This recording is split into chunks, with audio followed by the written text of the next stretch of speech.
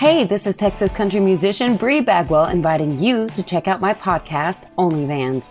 Listen, love it, and subscribe now on the Bluegrass Situation Podcast Network or wherever you get your podcasts. It's where I come to you from my backyard in my van. Well, actually, we upgraded to an RV, but it still has the front end of a van, so it still counts. So basically, I get all my friends and we sit right here with my dog. This is Whiskey, and we talk about important things like feet pictures, getting told you look tired, dating in the music scene. Listen, love it, and subscribe now on the Bluegrass Situation Podcast Network or wherever you get your podcasts. Acoustic America, iconic guitars, mandolins, and banjos. The newest special exhibition at the Musical Instrument Museum in Phoenix, Arizona, presents a once-in-a-lifetime collection of 90 historic stringed instruments played by the heroes of folk, blues, and bluegrass music, including Earl Scruggs, John Hartford, Allison Brown, David Grisman, and more. Details at mim.org.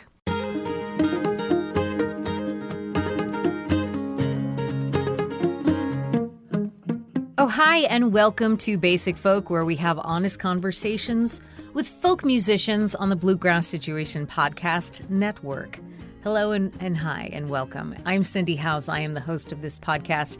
I hope everything is going great for you. So happy that you found us today. Very pumped to be talking to two of my good friends, Zachariah Hickman and Mark Erelli of the band Barnstar. Before we get to that, can we talk about staying in touch? I would really love it if you could sign up for Basic Folks newsletter. It's once a month in your inbox and just lets you know what's going on with your favorite folk podcast. You can sign up at the link in bio, or you can go to basicfolk.com and sign up there. You can follow us on social media at Basic Folk Pod, Facebook, Instagram, and TikTok. If you want to see pictures of my wife and my dog, that's on Instagram. Okay, what else? Oh, yeah, if you want to make a contribution that really helps us out, this is a very tight, tiny, slim budget operation, so every dollar really does make a difference. There's a link in the bio to make a contribution, or you can check out the website, basicfolk.com. And thank you if you do contribute. Really helping us out. And honestly, if you all stopped contributing, I would maybe stop the podcast because I don't know how I'd pay for it. Okay. Thanks again.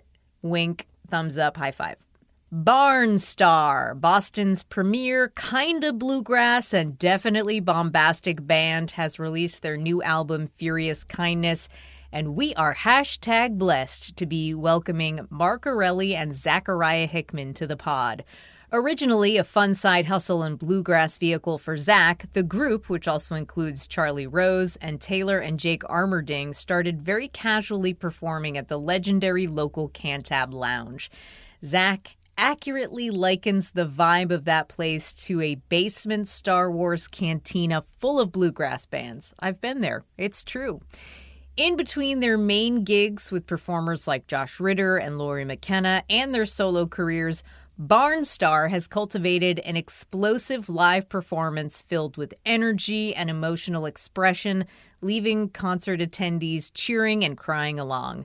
Included in their repertoire are some of the finest music covers, including many that you'd never expect to see on a kind of bluegrass band album, like the Hold Steady, Patty Griffin, Elliott Smith, and Elizabeth and the Catapult. We talk about what it's like to bring a cover song to the band to learn, as well as co-writing with friends like Dinty and Chuck Prophet. We'd be remiss if we did not address the alien-like quality of Mark Erelli's singing voice and learn that it is indeed because of his bestie Zack and Barnstar that he can actually sing like this. Now he finds himself performing vocal warm-ups before hitting the stage with the guys, which is not something he'd ever thought he'd do. All members of Barnstar contribute and sing to the new album, Furious Kindness, an album that just wants to shout in your face about how awesome you really are. We're going to get tracks throughout the episode from the new record. We'll take a listen to the Jake Armerding fronted track, Anybody Got a Light? And then we'll hear from Zach and Mark of Barnstar on Basic Folk.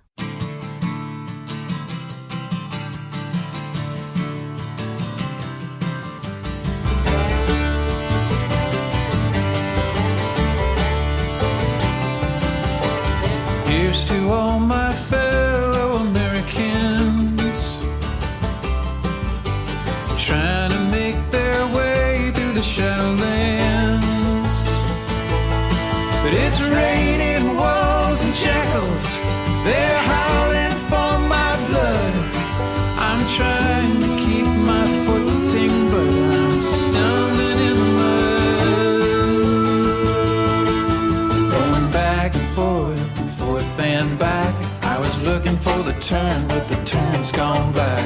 Now I can't see a soul or a satellite. Zach Hickman and Mark Erelli of Barnstar. Here we go. This is going to be a so great. This is a dumb question to start off with, but let's try it. This is your third album.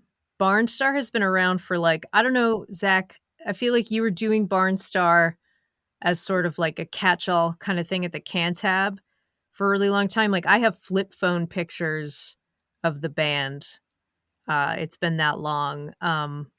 So when you guys contacted me about Barnstar's new album, I was excited and I was like, okay, can you guys send me your press release and your track by track?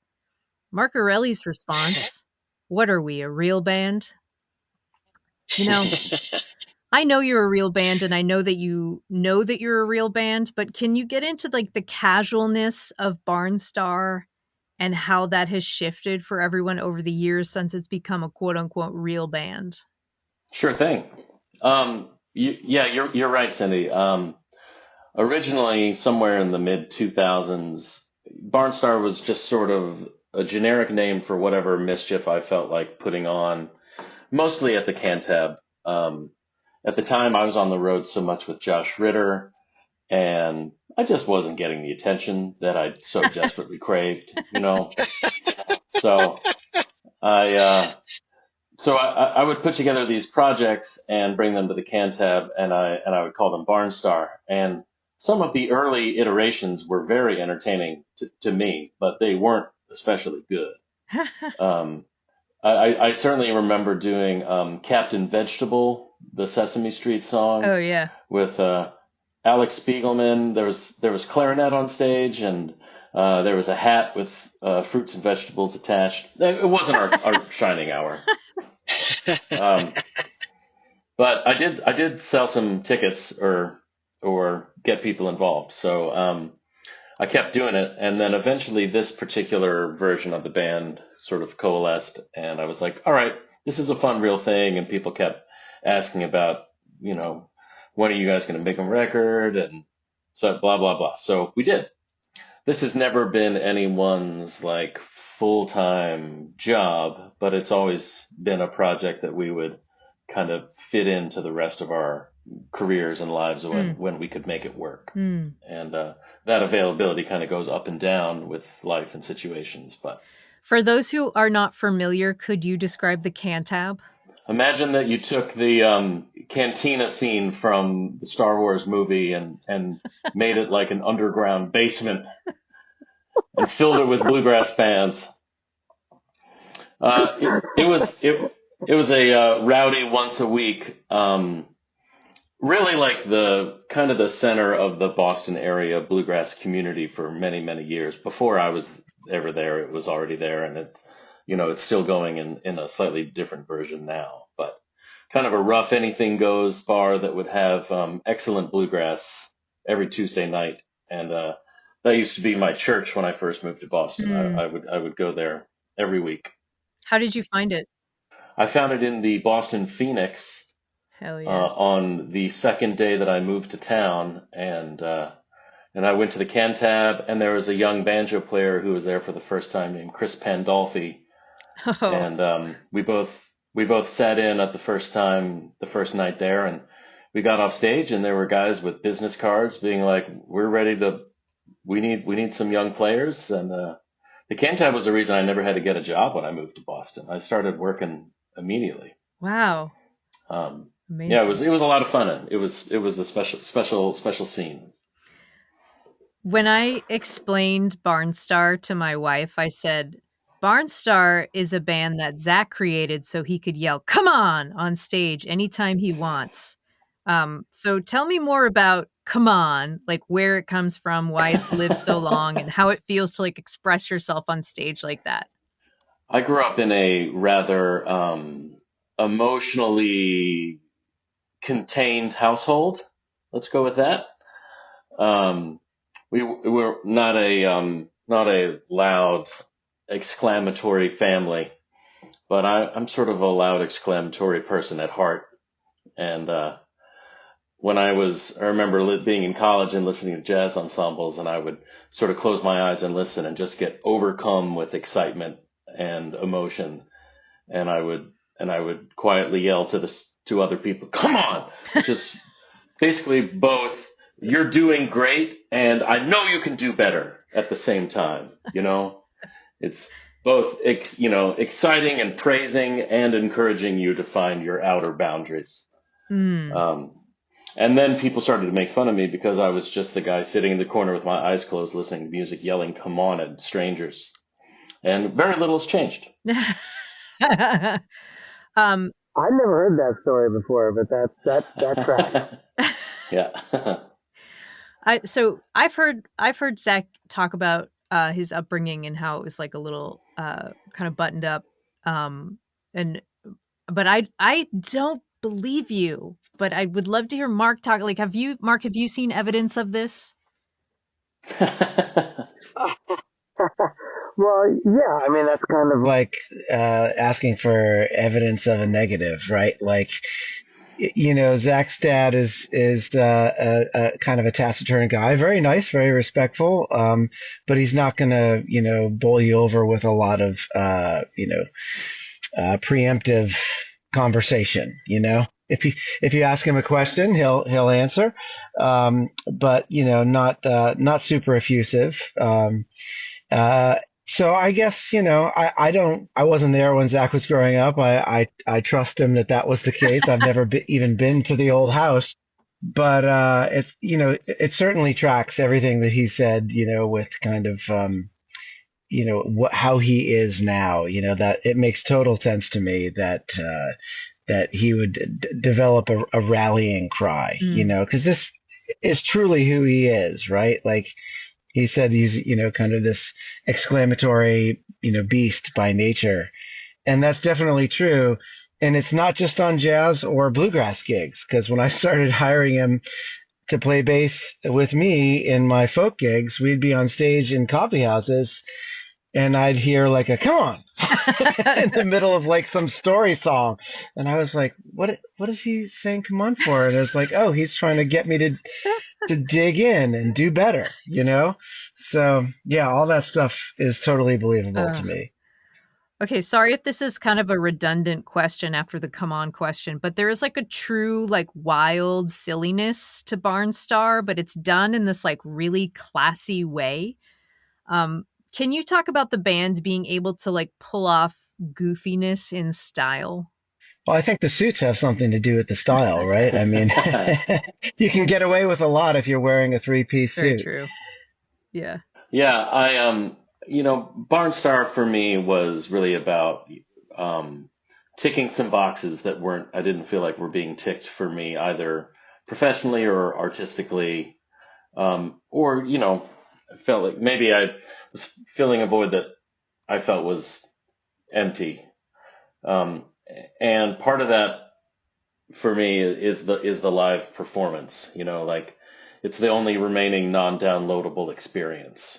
So like, I want our shows to be a show, right? Mm-hmm. I want it to be fast paced and funny and entertaining and beautiful and sad and poignant and impossibly aggressive, all at once.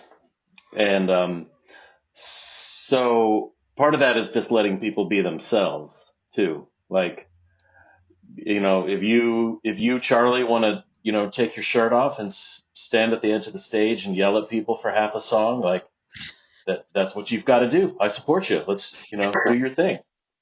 This also might be a funny question. Can you guys talk about like your outside musical roles in the band, like what each of you bring to the table in terms of like emotionally, administratively, technically, etc.? I'm just laughing because we've been so deep in all of this. This seems like are you trying to get us in trouble, Cindy? No. You're talking to the Barnstar, pretty much the sole extent of the Barnstar administrative capacity. Here. Executive branch. Yeah, I think Yes. that's certainly accurate. You know, I pretty much drive the whole machine, and when I need help or counsel or solace of some kind, Mark is the person that I reach out to in every moment. So Mark has been very involved. There's parts of the Barnstar job that he has a lot more experience with than I do, right? Even putting records out under your own name, you know, I only do that occasionally with Barnstar, and Mark has done it 22 times, however many solo albums he has, I lose track, right? So Mark is certainly the first person I go to when I need to remember what, you know, IRSC codes are and how they work and some of that sort of stuff. ISRC, Zach. ISRC. It's my understanding that you two are best friends. Does that seem Full stop. That's correct. Yes. Okay. Yeah. Great. You've done your research, Cindy. How has this band impacted how close you are with each other? Oh, that's a good question. Well, physically, it's hard to be closer than we are on stage. Sorry. Our heads are about 4 inches apart, singing just as loud as humanly possible. Yeah, we've done gigs literally leaning on each other for support. So yeah, it's brought us pretty close. It's definitely brings us together both in like a you know, in a creative capacity, but there's something also about like organizing our year, like, or planning out what things are going to look like. You know, that's a thing we've got to figure out is, you know, record schedules and life things that are complicating. And, you know, I can't book a tour and then present it to the guys. I need to talk with people and see who's available before we even try to book a tour. And if Mark isn't available, it's instantly off the table, you know, obviously. And, you know, if I'm frustrated with something, it's Mark I'll talk to. And if I want to celebrate something, it's Mark I'll talk to. And, you know, usual best friend stuff. Yeah, I mean, I think we all do so many different things, not just because we're restless musical souls, but because you have to in order to make a living as a modern middle-class musician. And so, you know, if you're not doing multiple things together, then you're only really intersecting, you know, with each other a very little bit of the time, right? So Barnstar gives us another, you know, Zack and I and the rest of the guys, it gives us another kind of reason to all spend time together and to work on, you know, creative projects together and just to kind of enjoy each other's company. Okay. We're going to get a little controversial here. Everyone in Barnstar is a vocalist. All members sing on the record, and this is the way it's always been. But we need to talk about Mark's voice. Zack and I have talked about this before. Mark Erelli's voice is from outer space. It is unfair to categorize it among other human voices. So how does this fact get managed within the band where everyone is a vocalist? Like, is it discussed and everyone is on the same page about it? I would love to hear first from Mark about this and then from Zack. Love it. Okay. I mean, I guess it's true that I maybe have a little bit more of the lion's share of quote unquote lead vocals, although a lot of Barnstar songs feature a lot of collaborative singing and you know, lead vocals get switched off and stuff. But over time, as we've kind of dug deeper into this project, I guess maybe you could do the math, and I probably have, a few extra songs compared to everybody else. However, I will say two things about Barnstar and my voice. One, Barnstar helped me find this voice. Like, I didn't have this voice really before Barnstar. I was maybe on my way to it, but Barnstar showed me, going back to that whole notion of the dynamicism of the band and all the peaks and valleys that we scale in our songs. I didn't really know that I was capable of doing that. And Barnstar not only kind of showed me that I was, but it kind of demanded it of me.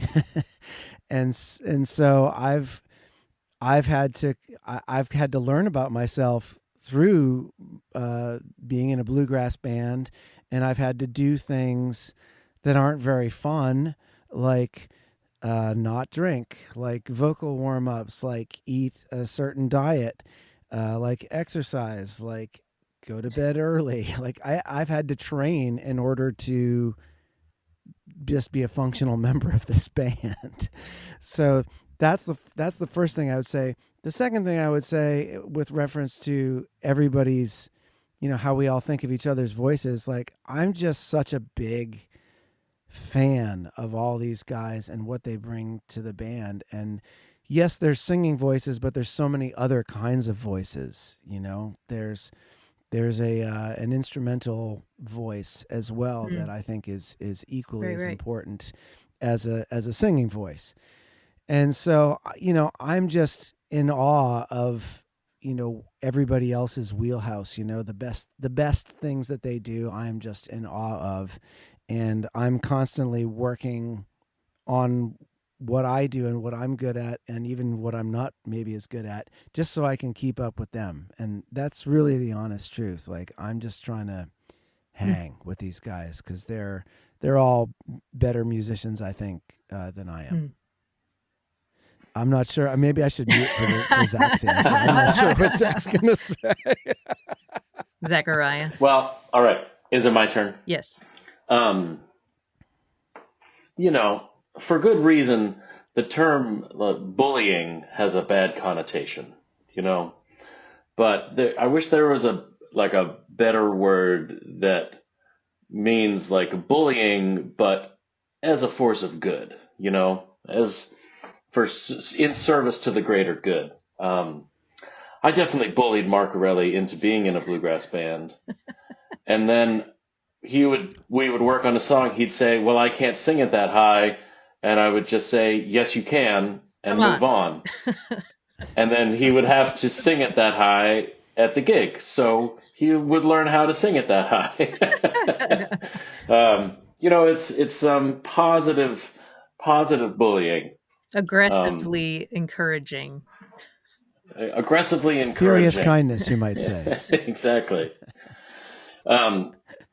It really was it was a really special time early in in this version of Barnstar, when we were sort of becoming a proper band, that we were all trying to figure out where Mark, where he ran out of room, like what's the limit? And we never found it, which is awesome. It was so much fun singing a song and Mark being like, well, if only I could sing this. And then he could sing it. Then he's like, I can sing that. Awesome. The problem is that then you go on tour and you have to sing them all back to back. And it's suddenly very challenging. Wow.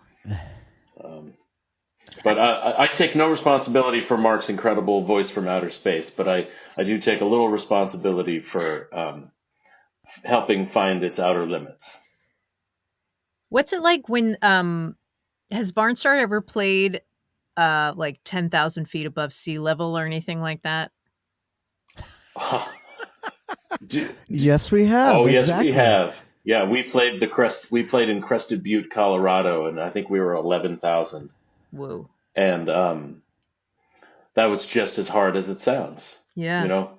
We all made it through the gig, but if we had to do it again tomorrow, we'd have to get there 2 days early and really ride the oxygen tanks between the songs. Oh yeah. Good idea. Yeah. Jeez. Real hard work. Barnstar's a physically challenging experience, you get off stage and it's much harder on the human body than your average rock and roll gig. Oh yeah. Are you like sore the next day type of situation? You probably have no idea. Yeah, no, yeah. I don't. No idea.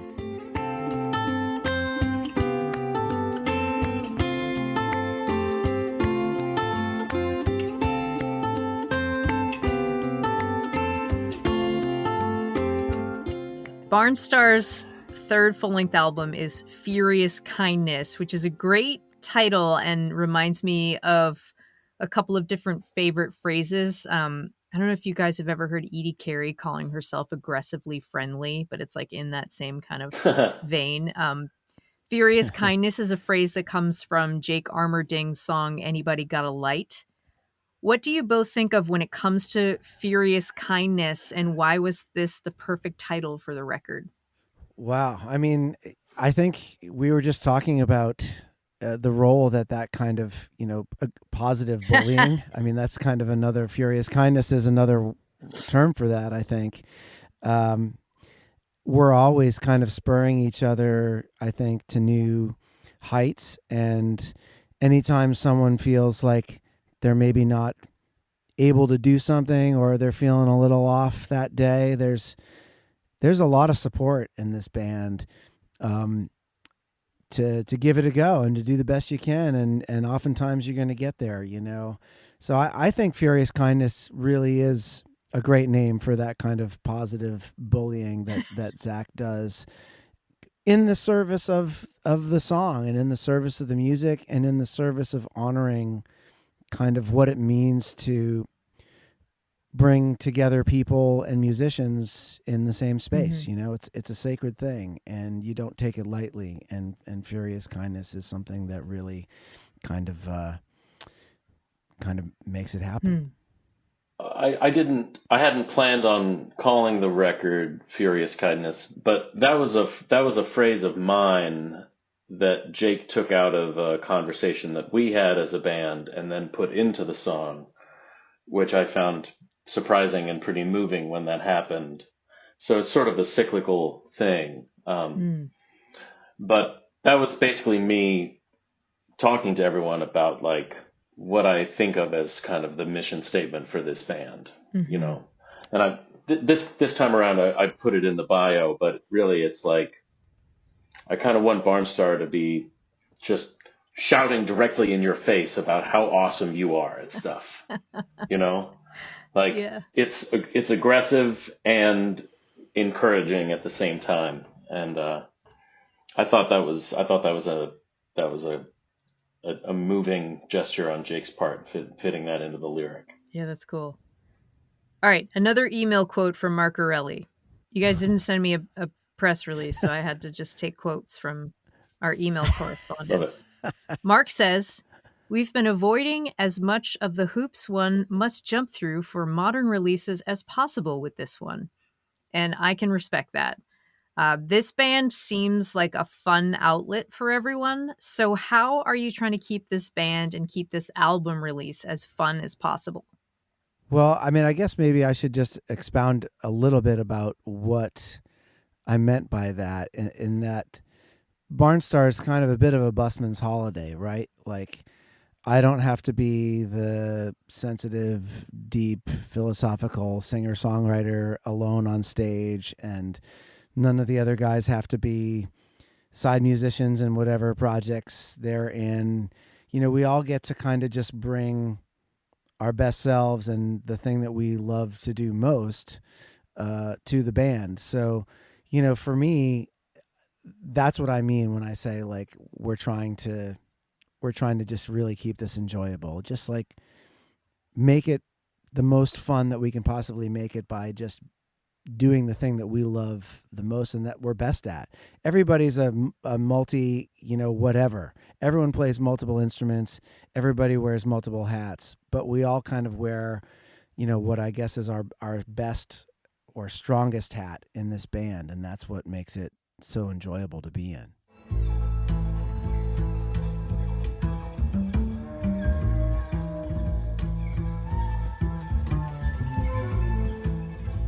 So this question is kind of in the same vein. Zach, you were just mentioning about like the band's manifesto to unapologetically shout in your face about just how awesome you really are. So there is a lot of energy that goes into shouting and remaining positive.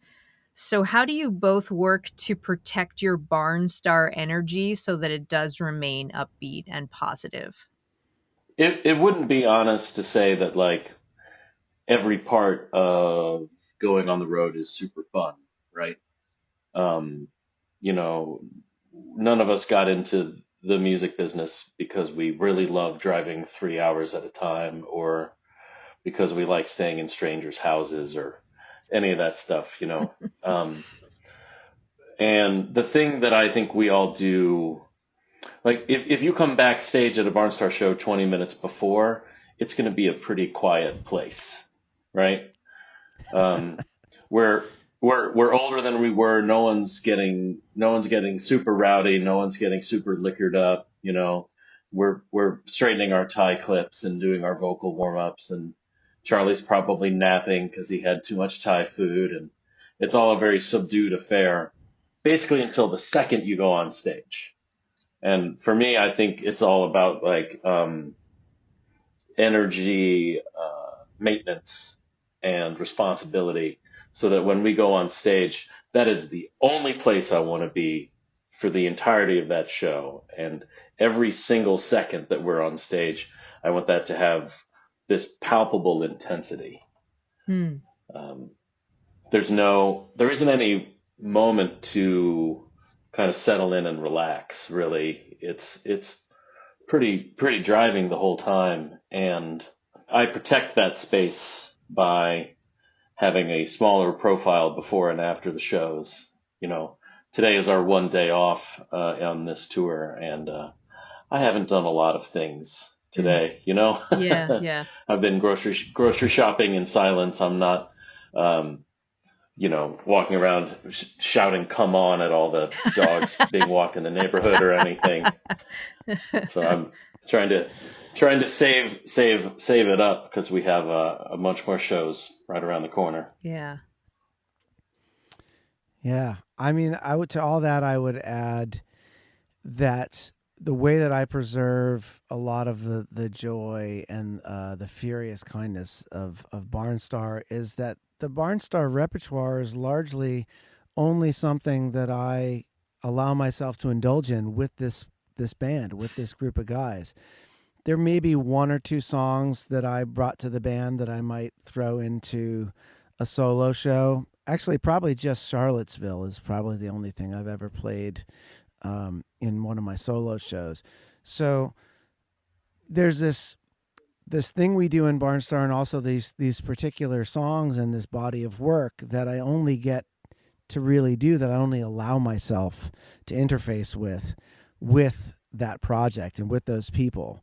And so every time we're doing something, even if there's years between gigs or records or whatever, when we come back around to it, I'm so excited because there's songs waiting for me there that I haven't hung out with in a long time. Or there's songs that I've been saving up, like, oh, this is a Barnstar song, sometimes for years until we get around to doing them. So it creates this kind of sort of these pulses of anticipation as the project kind of comes around on the calendar. And that way, when we're in Barnstar, it's like I'm doing this thing that I could only be doing at this moment with these people. And it really focuses your intentions and your spirit on the task at hand, and it's a lot of fun.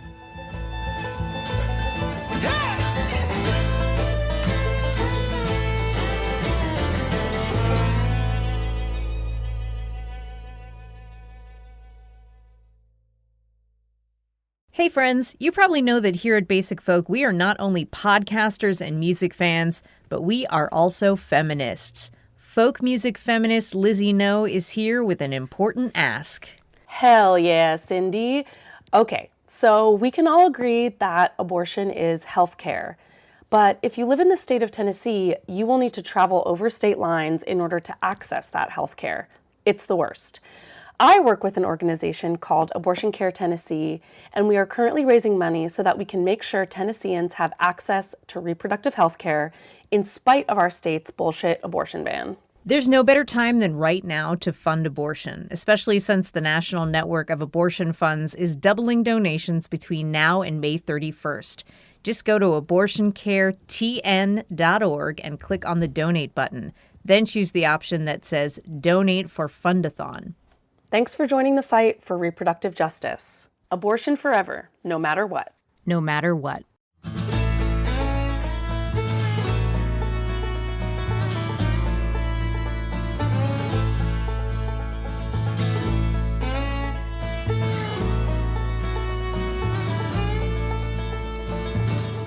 So, all right, let's talk about how everybody used to live in the Boston area. It seems like most people still do, but, things happen. And I know that Charlie Rose has been living in Colorado for a few years now.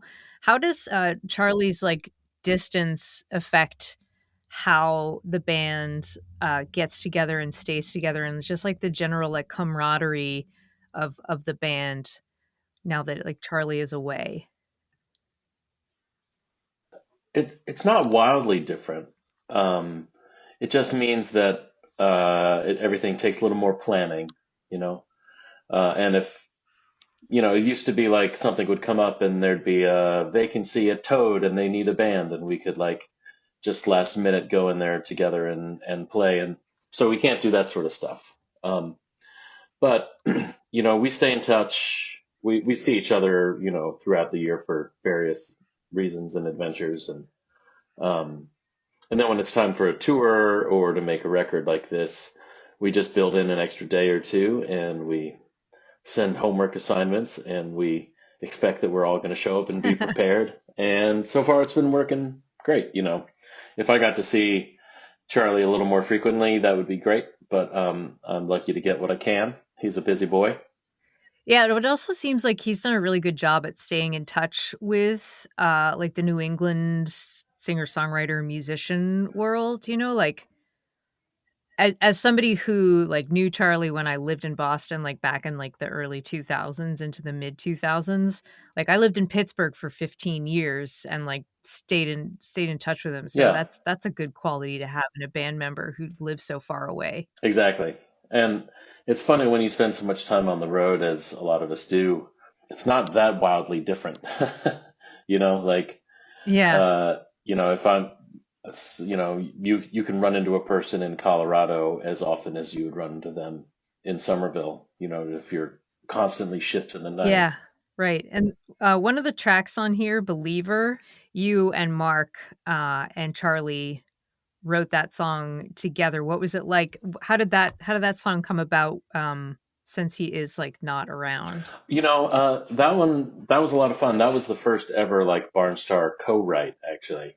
So Oh, really? we tend to sort of workshop on our own and bring things in, but that was the first time we actually had a straight up classic co-write with the band. And in the same room. Yeah, or in this case on the same dock. We were at 3 Mile Island in Lake Winnipesaukee during our songwriting retreat that happens the week before Miles of Music every year. And we had planned on a 2:00 meet. So Mark and I met at 2:00 and Charlie wasn't there. And way, way out in the distance, you could see this little triangle moving back and forth. No way. On the sailboat. Slowly getting closer, and it was Charlie. So while we were waiting for Charlie to show up to our co-write, we wrote an entire song, a sea shanty called "Where Have You Gone, Charlie Rose," which is really very funny. and I think we started the song that became "Believer," so that when Charlie stepped off the boat, picked his banjo right up, and was ready to kind of help us, finish it off and kick it off into the world. Oh my gosh, so epic. Yeah, pretty fun. Cool. Yeah, Charlie's such a beast. He's just a fierce musician and a rascal of a human being, and he certainly gets the a dedicated sailor. And a dedicated sailor, Captain Charlie Rose. Yep.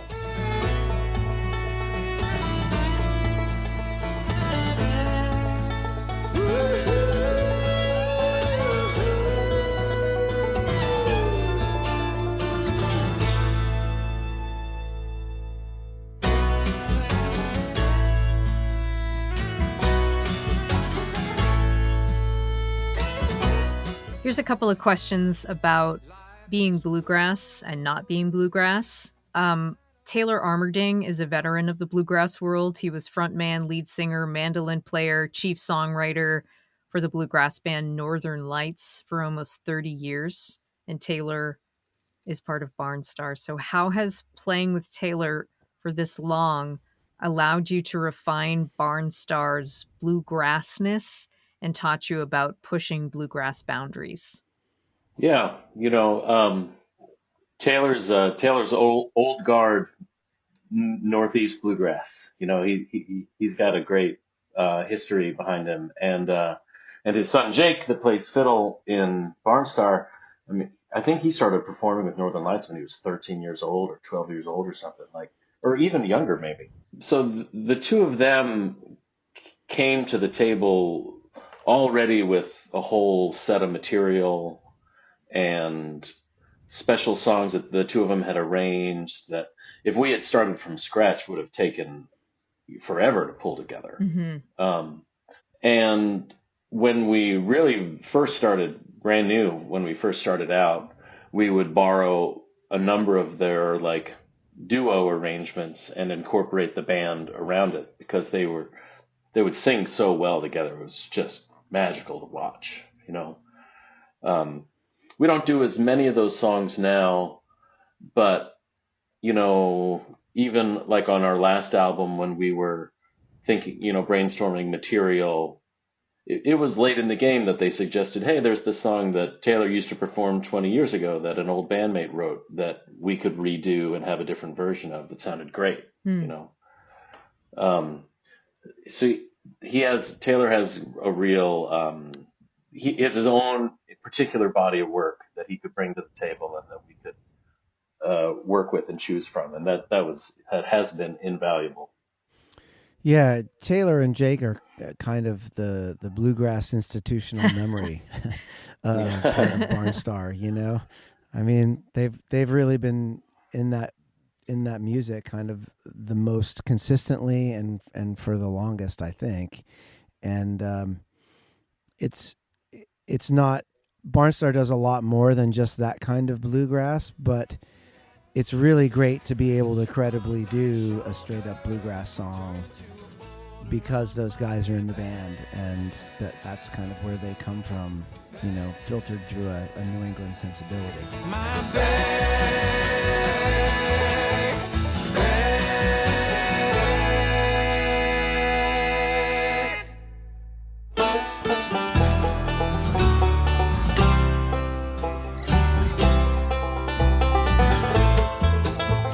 What is the state of Barnstar's bluegrassness in 2024? We've been musing upon this a lot recently, right? Because this former press quote of like, oh, we're bluegrass, Barnstar is bluegrass for people that don't like bluegrass, which was a joke back in 2011. But it's kind of followed us around, like, is it or is it not bluegrass, and I don't know. To me, like the question of what defines a particular genre and whether something falls within its boundaries or how much of it falls within its boundaries, there's almost nothing less interesting to talk about in my book. Like, listen to the goddamn record. Do you like it? Great. Do you not like it? That's also fine. Not everybody has to like everything, Is it bluegrass? I don't know. It's banjos, guitars, and mandolins and upright basses and fiddles. It sounds pretty bluegrass to me, but I know not everyone agrees. So, it's just kind of what we do, and I don't really waste too much time thinking about it personally. You should have just answered that question. Boring. Next. Well, it comes up in a lot of genres, not just bluegrass, but, like, what is folk? Yeah. What is Americana? It's like, I mean, these are record store things and marketing things, and neither of those things really work anymore. It's just like, take 30 seconds and listen to it. Does it catch your fancy? Mm-hmm. Great. Then keep listening. There are a mix of originals and covers on the record, which is, classic Barnstar. There's always a mix. What makes you what makes each of you more nervous, bringing an original to Barnstar or bringing a cover, and like what does each process look like? I'm not sure that I ever feel nervous with that exactly, but sometimes I think there's an element of trust involved. Like, guys, I have a vision for this song. I need you to work with me, and let's see if we can realize that. You know, for me, the thing that's always been most important with this band is that I never wanted Barnstar to be uh, where the songs are an excuse for soloing. I feel like some bluegrass bands they sing songs, they're not really attached to the narrative necessarily, but they're waiting for their chance to play their big break. Mm-hmm. And with Barnstar, I wanted every single song to be moving and sophisticated and cool and important. So, getting the members of Barnstar to cover Elliott Smith or Dawes or some of these other, the Hold Steady, some of these more unique kind of covers that certainly aren't traditionally bluegrass. I usually come to the table like, hey, I've got a pitch for you guys. And then it's pretty easy for people to be like, all right, I see how this can work. Let's make it a thing. Mm-hmm. It's really fun. Yeah, I think to that I would add the only nervousness, if you can use that word, that I have around, songs with Barnstar is like a lot of times I can hear them. I can hear the band singing like one of my songs in particular, and I'll just be like, "Oh, I hope they like it. I hope they like it enough to do it, because I want to hear that thing in my head realized in the world." So and a lot of the times, not every time, but a lot of the times, everyone is pretty game for giving it a shot. So I'm always excited to bring originals to Barnstar, because if I'm bringing original songs to Barnstar, it's because I feel like they can only really flourish with that treatment, and that they wouldn't really work in like my singer-songwriter stuff. Zach, is he usually right? Mark has great instincts that way, and he's brought some songs to the band that we haven't recorded, but I still think about it. Like I know we treated them. I know our version was cool, even if it didn't end up making the record cut. There's lots of great things that we've run through the Barnstar washing machine that came out great on the other side. There are a couple songs on Furious Kindness. Anybody Got a Light a little bit, but a lot in the song Anything Bell that has this like little Barnstar choir, which kind of reminds me of some of like the Josh Ritter choirs, like on the song Josh Ritter song Good Man of the past. I don't know, like what do you think of that comparison, and in general, how does the use of the choir move align with Barnstar's vibe? I'm going to let the guy that's been in Josh Ritter's band for like 25 years answer that. Yeah. Yeah. Although maybe you're too close to it. I don't know. No, I think the with Barnstar, there's a little bit of a distinction between songs where we have the tight, strong harmony parts, right, where everyone knows exactly what their note is, and we just hit you with a wall of carefully chosen harmony notes and harmonic information. And then there's a song like Anything Bell or While the World Goes Mad All Around You, where it's more of like a unison chant response kind of thing. And it's less about the individual notes and more about like the beef of it all. And in our version, in our imagination, while we're recording that song and it's just the five of us, there's also 500 other people singing along with you on all those chorus sections. Ideally.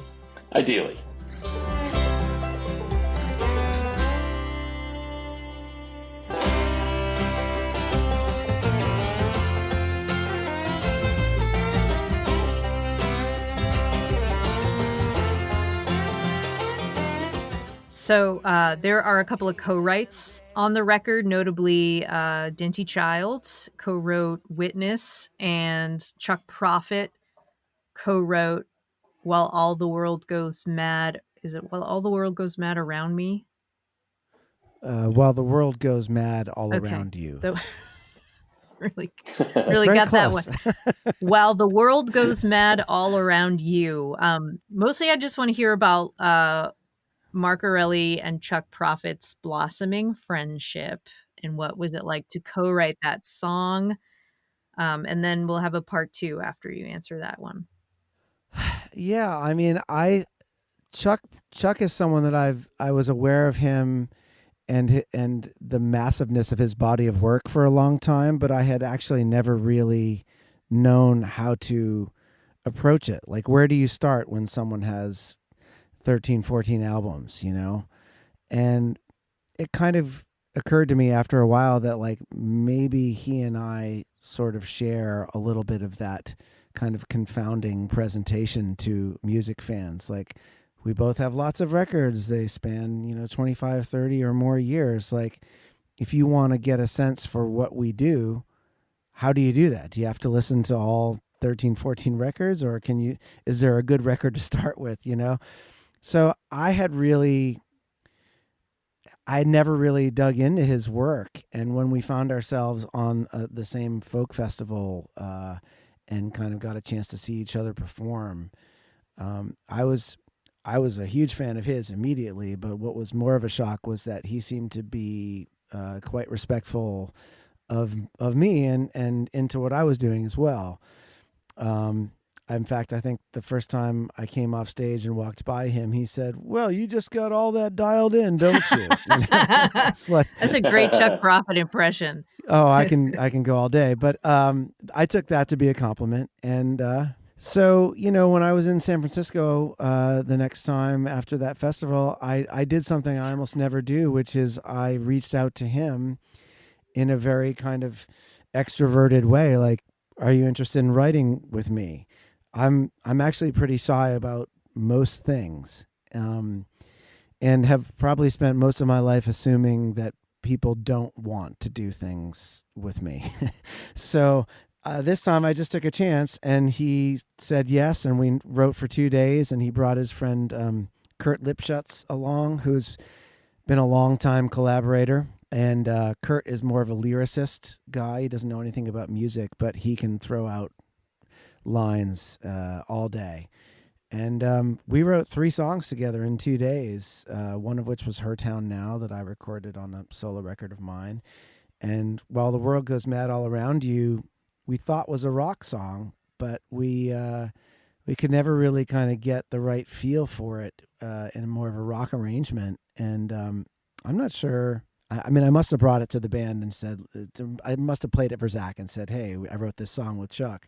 And maybe he heard something in it that made it bluegrass. I'm not sure quite how that happened, but it really fits in kind of perfectly with the Barnstar aesthetic. There's this kind of sonic maelstrom happening, Yeah, and I love the laughing at the end. Yeah. Oh really yeah, good. We fought to keep that in, man. That was a real moment. Did you fight the suits?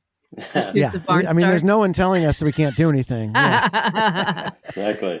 In the Dinty song, Witness, Dinty also recorded that on his new album that came out this year, Letting the Lions In. For all of you New England singer-songwriter aficionados, it's pretty fun to hear Dinty's version of Witness and then to hear Barnstar's version as well. So how did that one make it on this record?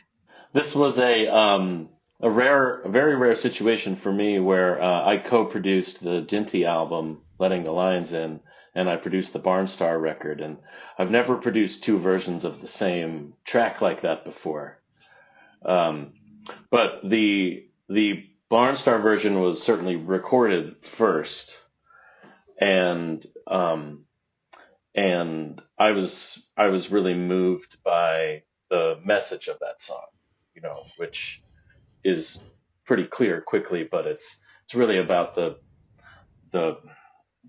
majesty of this experience that we share when we're sharing music together in a room in person. And the Barnstar version is so intimate and dynamic, and then the Dinty version is heavier and more kind of Neil Young Crazy Horse, and slower and consequently longer. And it's so cool and interesting to have the exact same material have such a different presentation and still get important emotional information across. Awesome. I learned a lot in that answer. That's so cool. Man.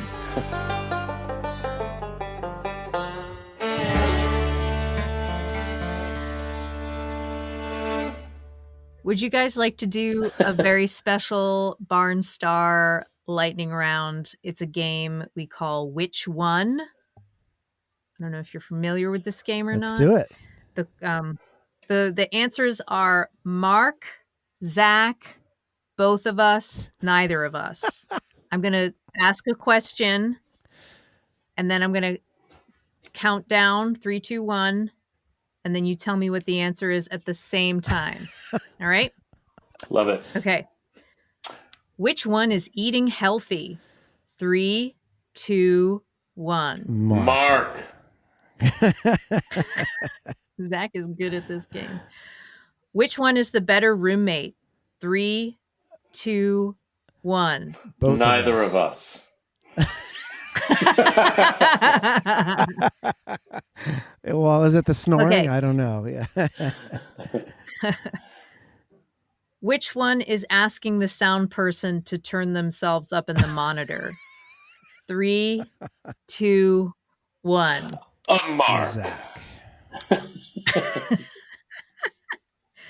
Which one has traveled to more states? 3, 2, 1. Mark. Zach. Okay. Which one is taking a nap? 3, 2, 1. Mark. Okay. This is the last one, and then we'll do a mini Leo and Jumbles. Which one? Which one is petting dogs? 3, 2, 1. Both of us. I'd say both of us, I guess. Yeah. Both of us. Okay. All right. This is Leo or Jumbles. Which one is good on the leash? 3, 2, 1. Neither of them. Go with Jumbles. Which one is a good boy? 3, 2, 1. Both of I them. gotta go both of them. Yeah. Mark doesn't sound so confident. Oh, no. I'm very confident. Thank you so much, guys. This was a lot of fun. I really appreciate it. I miss you both. I miss you too. And Cindy. I really love the record. Thanks for doing this. Thanks, Cindy. Yeah, thanks so much for fitting us in. It's always a real joy.